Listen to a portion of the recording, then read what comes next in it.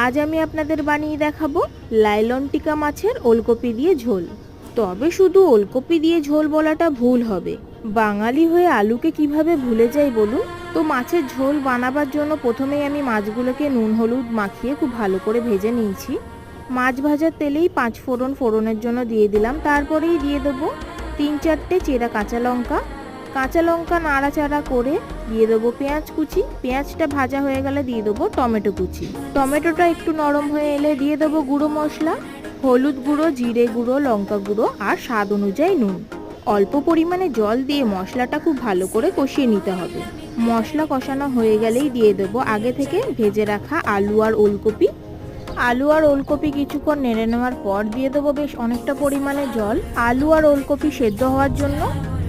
ভাজা মাছ দিয়ে কিছুক্ষণ ফুটিয়ে ধনেপাতা ছড়িয়ে নামিয়ে দিলেই লাইলন টিকা মাছের ঝোল তৈরি হয়ে যাবে।